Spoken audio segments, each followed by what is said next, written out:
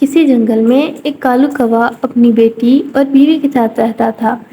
ایک دن اس کی بیٹی اسے بولی کہ بابا آج آپ بہت سارا فروٹ لے کے آنا، میرا بہت دل کر رہا ہے۔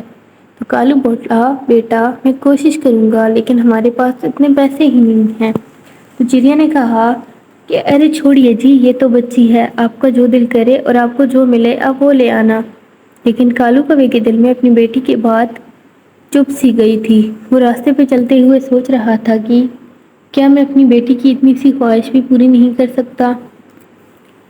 ابھی وہ راستے پہ چل ہی رہا تھا کہ اسے ایک بنٹی کبوتر ملا اور بنٹی نے اس سے کہا ارے کالو کہاں جا رہے ہو؟ تو کالو نے کہا ارے کچھ نہیں، میں تو کھانا لینے جا رہا ہوں۔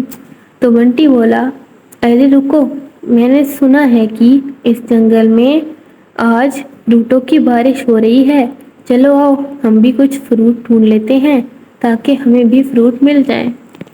کالو نے جب یہ سنا تو بہت خوش ہوا اور بولا کہ چلو جی، یہ تو بہت اچھی بات ہے۔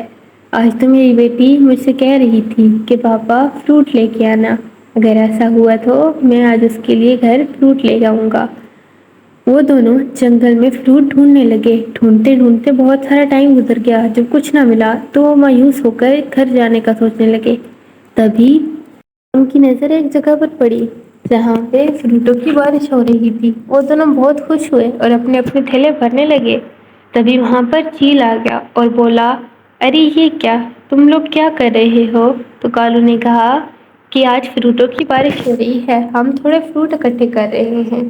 تو چیل بولا ارے رکو رکو، یہ تم لوگ کیا کر رہے ہو؟ چیل کے دل میں تو لالچ پیدا ہو گیا کہ اگر یہ سارا فروٹ میرا ہو جائے تو میں اسے بیچ کر پیسے کماؤں گا۔ اس نے کالو سے کہا ارے ایسا مت کرو، یہ جنگل کے بادشاہ کے سیب اور کیلے ہیں اور یہ سارا فروٹ ان کا ہے، یہ میں انہیں دینے کے لیے آیا ہوں۔ مجھے انہوں نے ہی کہا تھا کہ میرے لیے لے کے آؤ، اگر میں نے ان سے تمہاری شکایت لگا دی تو وہ تمہیں زندہ نہیں چھوڑیں گے۔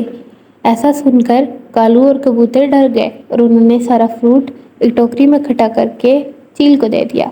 چیل خوشی خوشی وہ فروٹ لے کر بازار کی طرف چل پڑا۔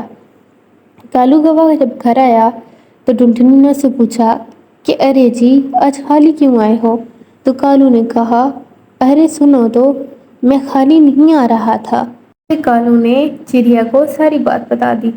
چڑیا نے کہا ارے کالو جی، آپ بھی اس چیل کے ہاتھوں بے وقوف بن گئے ہیں، وہ تو آپ کو پاگل بنا کے گیا ہے، لیکن اسے اب میں ابھی سیٹ کروں گی۔ یہ کہہ کر چڑیا وہاں سے چلی گئی اور بازار میں گئی جہاں پہ چیل فروٹ بیچنے کی تیاری کر رہا تھا۔ چڑیا نے اس سے کہا کہ تم فروٹ بیچ رہے ہو؟ تو چیل بولا ہاں۔ تو چڑیا نے کہا کہ یہ سارا فروٹ کر دو، یہ سارا مجھے چاہیے۔ چیل نے کہا کیا سچ میں؟ تو چڑیا نے کہا ہاں۔ تو چیل نے سارا فروٹ اسے دے دیا اور پھر اسے بولا کہ 2000 روپے دو، یہ سارا فروٹ 2000 کا ہے۔ تو چڑیا بولی ارے رکو رکو، کہاں کے 2000 روپے؟ یہ فروٹ نہ تمہارا ہے نہ ہی جنگل کے بادشاہ کا ہے، تم میرے شوہر کو بے وقوف بنا رہے ہو، یہ فروٹ ان کا ہے۔ اگر تم نے اب مجھے تنگ کیا تو میں بادشاہ کو بتاؤں گی۔ بادشاہ کا نام سن کر چیل ڈر گیا اور بولا ارے نہیں نہیں، مجھے معاف کر دو، تم یہ فروٹ لے جاؤ۔ چڑیا وہ فروٹ لے کر گھر آ گئی اور چیل کو اس کی جھوٹ کی سزا مل گئی۔